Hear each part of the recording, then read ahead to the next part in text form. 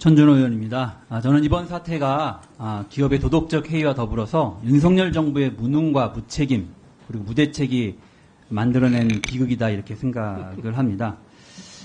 그런데 오늘 이 자리가 정말로 제대로 된 진실이 이야기되는 자리가 되어야 되는데 증인으로 출석한 핵심 관계자들이 굉장히 무성의한 답변, 모호한 답변들을 하고 있습니다. 그래서 이런 상황에서 얼마나 저희가 진실에 접근해 갈 수 있을지 상당히 의구심을 갖게 됩니다. 그래서 저는 위원장님께 이 사안과 관련된 이 사태와 관련해서 정무위원회 차원의 청문회 개최를 검토해 주실 것을 요청드리겠습니다. 그래서 증인으로서의 강제성을 갖고 자료를 확보한 상태에서 제대로 진실에 접근해가고 문제의 원인을 파악해야만 또다시 이런 비극적인 일이 재발하지 않는 계기를 만들 수 있다 이렇게 생각을 좀 합니다. 이 팀원 대표님, 예, 팀원에는 재무 조직이 없다고 하셨죠? 네. UMF에도 없습니까? 네, 없습니다. 네, 그러면 그 재무를 담당하는 것은 큐텐테크의 재무를 위탁하고 있는 겁니까? 네. 네, 그 큐텐테크와 팀원 TF는 어떤 관계입니까? 큐텐테크하고 네, 팀원 TF? 팀원은 어떤 관계입니까? 그러니까 업무를 누가 위탁한 겁니까? 저희가 용역 계약을 한 겁니다. 용역 계약을 한 겁니까? 자, 큐텐그룹에서 팀원과 TF UMF를 인수할 때 누가 결정했습니까? 구영배 대표님? 그거 제가 결정했습니다. 네.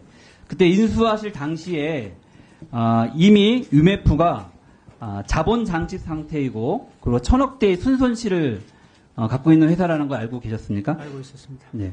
그럼에도 불구하고 그 인수를 결정한 배경은 무엇입니까? 팀원과 UMF를 사실 인수를 결정한 것은 제가 시작한 건 아닙니다. 그러니까 실제적으로 이유를 얘기하세요. 왜 최종적으로 결정하셨잖아요. 네, 네. 그렇습니다. 그런 막대한 손실을 보고 있는 회사를 왜 인수했습니까? 구조조정을 통해서 사실은 비용을 줄이고 플랫폼을 통합하고 상식적으로 이해가 안 되는 의사결정을 하신 거거든요. 네.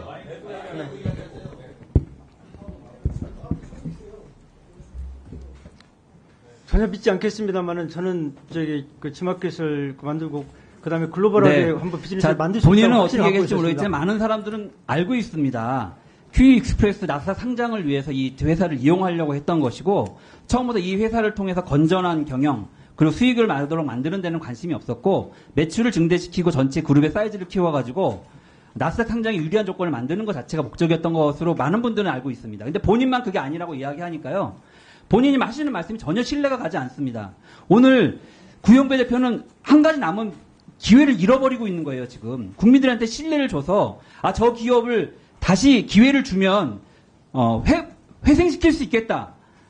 피해를 구제할 수 있겠다라고 하는 판단을 국민들에게 주셔야 되는데, 그걸 저는 까먹고 계시다. 상실하고 계시다. 이렇게 생각을 좀 하고요. 좀 더 진실된 자세로 임해 주셔야 된다. 이런 말씀 좀 드리겠습니다. 한 가지만 답변 드리면은 제가 질문하는 거에 죄송합니다. 답변하십시오. 자, 팀원 사장님. 네. 네. UMF 사장님한테 대표님 묻겠습니다. 네. 최근 몇 개월간 상품권 계속 대폭 할인해서 판매하신 적이 있습니까? 저희 쪽 말씀하시는 네, 건가요? UMF에서. UMF 상품권 판매는 계속 하고 있었습니다. 근데 할인율을 높여서 판매한 적이 있습니까? 최근에? 높아졌습니까? 할인율이? 할인율은 높아지지 않았습니다. 자, 팀원은 어떻습니까? 팀원도 비슷합니다. 기존의 할인율을 그대로 유지하고 있습니까? 그러니까 그때 상황에 따라서 그 운영하는 조직에서 근데 저희가 파악하기로는 최근 몇 개월간 할인율을 최대한 높여가지고 판매하신 것으로 저희가 이제 파악을 했는데 그렇지 않다는 그 말씀이세요? 정도까지는 아닌 걸로 알고 있습니다. 할인율 높인 건 사실입니까? 그러니까 기간에 따라서 저는 다르게 만약에 운영하는 그렇다면 이게 상품권을 판매하시는데 일단 돈을 먼저 받고 상품권 한 달 뒤에 주게끔 상품 설계가 되어 있어요. 이건 사실상 이건 유사 금융행위입니다. 그래서 지금 현금 자금이 부족하니까 상품권 발행을 통해서 그걸 메우려고 했던 거 아닌가 하는 그런 의심도 이제 갖게 됩니다. 자, 금강원장님. 예. 예, 2022년 6월에 경영 개선 협약을 체결했어요.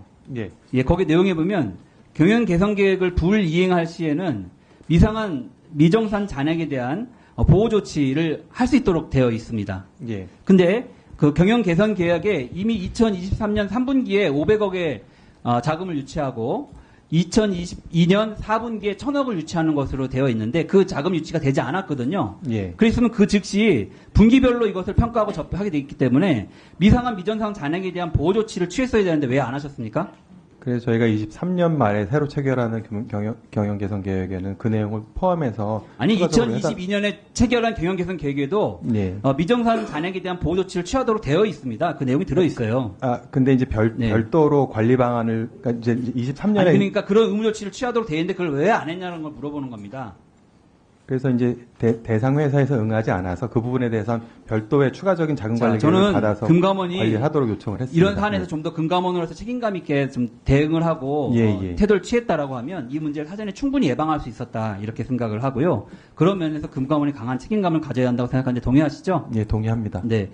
한기정 공정거래위원장님. 네. 지난 회의 때 팀원의 미정산은 민사상 채무불이행 문제다. 뭐 이런 식으로 얘기를 하셨어요. 근데 공정거래위원회하고 관계가 없는 것처럼 이렇게 말씀하셨는데 그와 관련해서 통신 판매에 있어서 정산 주기를 개선해달라는 요구를 그동안 수많은 판매업자들이 협회 차원에서 요구를 해왔는데 공정위가 그걸 받아주지 않았거든요. 특히 팀원이나 위메프 같은 경우에는 결제를 하면 결제 대금을 최대 70일 뒤에 받게 되어 있습니다. 이게 공정한 이제 거래입니까? 그렇게 기간을 두니까 도덕적 해이가 발생할 수밖에 없고 그 결제한 금액이 정산될 때까지 70일간 공중에 떠돌아다니니까 이상한 데로 갈 수밖에 없는 거 아닙니까? 그걸 방치한 책임 공정거래위원장에도 있는 겁니다. 답변해 보시죠.